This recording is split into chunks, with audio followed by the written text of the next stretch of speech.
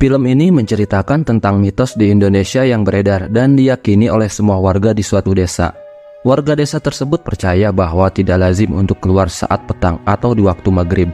Alasannya di waktu itu ada banyak makhluk gaib bergentayangan. Film diperlihatkan di sebuah desa. Ada 3 bocah yang sedang asyik bermain di lapangan. Ada Wati, Karta, dan Derajat. Waktu itu mereka mendengar suara azan dan Wati pun mengajak Karta dan Derajat untuk pulang. Namun Karta dan Derajat enggan untuk pulang karena mereka masih asik untuk bermain. Di sini Wati pun memilih untuk pulang sendiri. Di saat mereka berdua asik bermain, tongkat yang mereka pakai terlempar jauh ke dalam hutan dan Karta pun mengambilnya.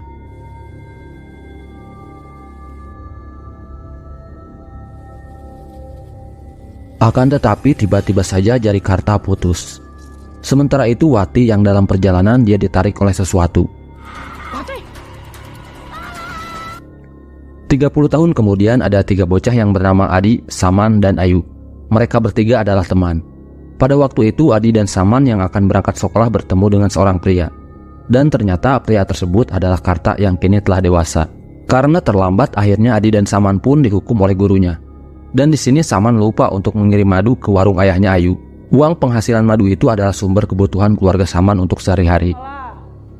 Mau dikeluarkan. Permisi Bu. Ketika mereka akan pulang, mereka melihat sebuah mobil yang memberitahukan para warga bahwa akan ada acara wayang di desa sebelah. Adi dan Saman pun tertarik ingin menonton pertunjukan tersebut.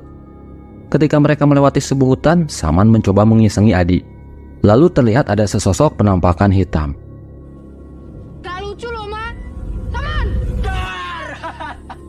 Sementara itu Ayu disuruh ayahnya untuk mengantarkan makanan ke pamannya yang tinggal di sebuah gubuk kecil. Dan yang ternyata dia adalah Karta. Ternyata Karta ini mengalami trauma yang sangat dalam atas kejadian yang menimpahnya semasa kecil dan membuat kejiwaannya juga sedikit terganggu. Setelah Ayu mengantarkan makanannya, Karta menyuruh Ayu untuk segera pulang sebelum azan maghrib tiba. Pada malam harinya, anak-anak diberitahu oleh Pak Ustadz untuk tidak keluar waktu maghrib, kecuali untuk pergi ke masjid karena di waktu itu banyak sekali seton-seton yang berkeliaran. Sementara itu kakak Saman yang bernama Samiun tiba di rumahnya setelah mencari madu.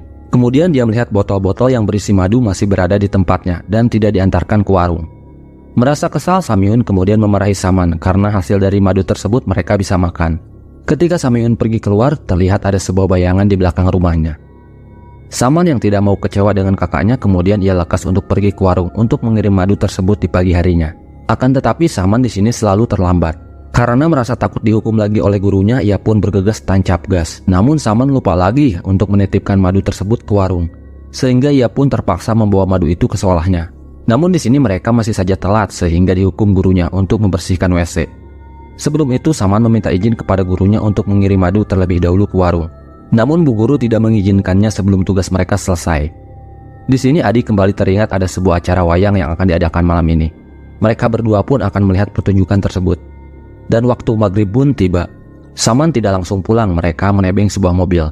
Namun sialnya Saman lupa membawa madu yang ketinggalan di WC sekolah. Sementara itu Karta yang sedang mengambil kayu di hutan tiba-tiba merasakan perasaan yang sudah tidak aneh lagi bagi dirinya. Lalu ia pun berlari ketakutan. Adi dan Saman yang saat itu tengah kesal kepada gurunya, ia pun menyumpahi gurunya untuk mati saja. Namun secara bersamaan sumpah itu bagaikan terkabul ketika bu guru diteror oleh sosok iblis sehingga membuatnya meninggoy.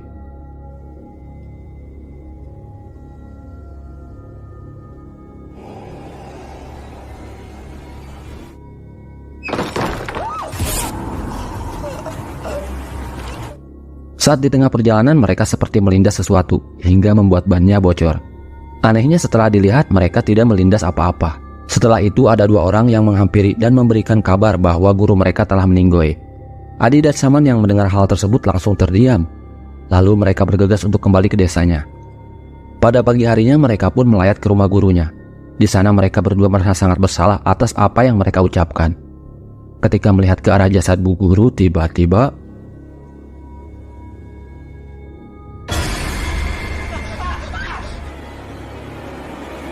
setelah jenazah bu guru diangkut, Saman mengalami hal-hal yang aneh. Semenjak kejadian itu, kini Saman menjadi anak yang berdiam. Pada malam harinya, Saman yang sedang beres-beres merasakan ada hal yang aneh.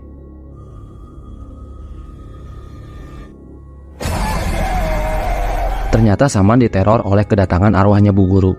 Dan pada akhirnya Saman pun dirasuki iblis itu. Sementara itu Ayu pun disuruh oleh bapaknya untuk menemani menjemput guru barunya yang bernama Ningsih. Di situ juga terlihat ada Karta yang seperti merasakan sesuatu yang aneh. Pada esoknya Ningsih pun mulai mengajar. Sosok Bu Ningsih ini agak sedikit berbeda dengan guru sebelumnya. Ia terlihat sangat lembut. Terlihat dari Adi yang terlambat dia tidak dihukum dan malah menyuruhnya untuk duduk. Kala itu Samiun yang baru pulang, dia bermaksud untuk mengambil uang dari hasil madu yang dititipkan. Akan tetapi Saman sama sekali tidak menitipkan madu tersebut. Samiun yang mendengar hal itu marah besar kepada Saman. Saat Samiun sampai di rumah, terlihat Saman yang kini telah dirasuki dan langsung membunuh kakaknya.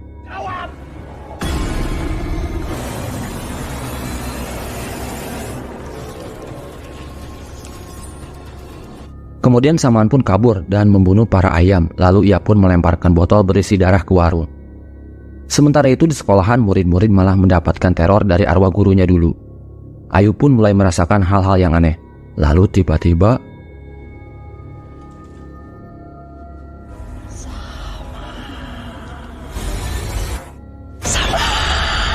setelah sekolah selesai, Ayu langsung bergegas pulang. Mendengar bahwa Saman telah berulah, lalu ia datang ke rumahnya bersama Adi dan diikuti oleh para warga.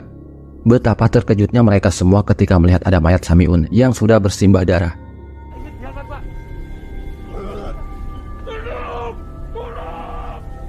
Adi yang tahu keberadaan Saman datang langsung ke sungai yang di sana ternyata memang ada. Lalu Saman seketika pingsan dan langsung dikurung di gubuk milik Pak Lurah. Pak Lurah mengira Saman sudah terganggu dengan kejiwaannya, sehingga ia tidak bisa diajak bicara.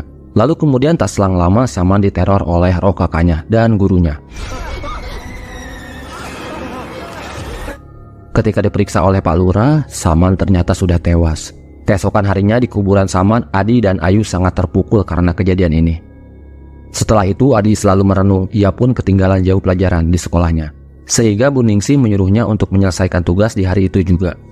Kini waktu sudah larut malam, Adi masih mengerjakan tugas hingga saat ini. Hingga waktu sholat, Adi diteror. Adi pun langsung lari ketakutan keluar.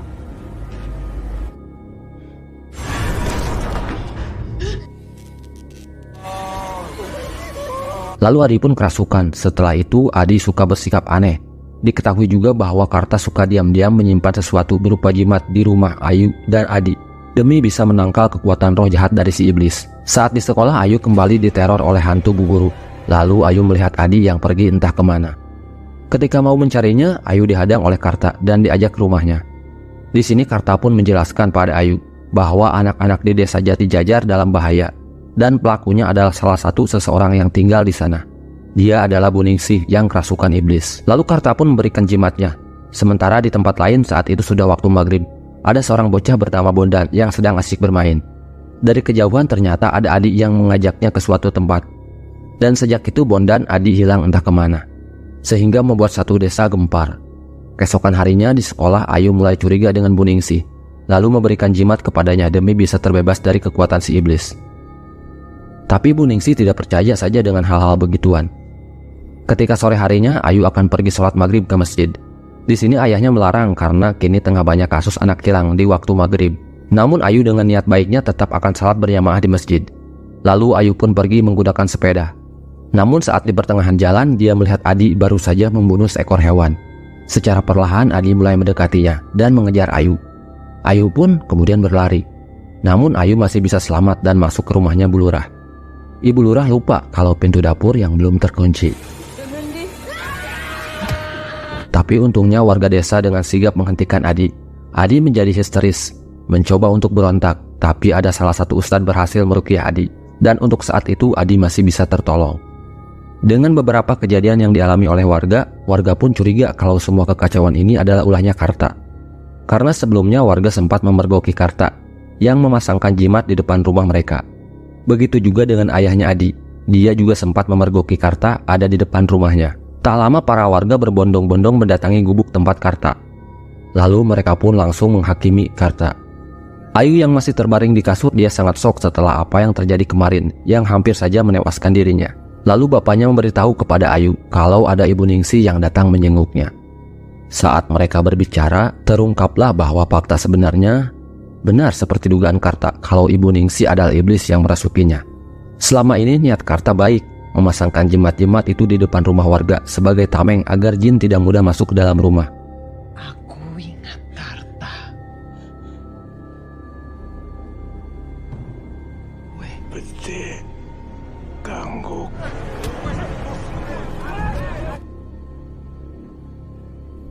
Di saat ada kesempatan, Ayu segera membebaskan Karta.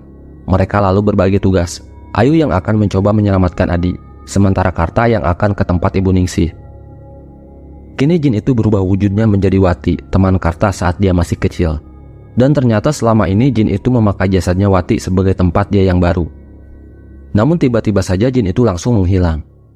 Karena Karta tahu apa yang harus dia lakukan, dia kembali ke tempat batu yang ada di dalam hutan, di mana itu adalah tempat jin itu berasal. Sementara itu Ayu mencari keberadaan Adi. Adi diarahkan menuju ke sebuah sungai. Jin itu nantinya akan menjadikan tubuh Adi sebagai tempat barunya. Di sini Karta masih berusaha untuk membakar batu itu, walaupun gangguan dari arwah gentayangan menghalanginya. Karta sama sekali tidak gentar, dia tetap akan membakar batu tersebut. Lalu setelah itu Karta pun mengumandangkan azan. Di saat bersamaan jin itu gagal mendapatkan tubuh Adi, dan akhirnya Adi masih bisa terselamatkan. Nah oke guys, mungkin segitu aja dari cerita film Waktu Maghrib.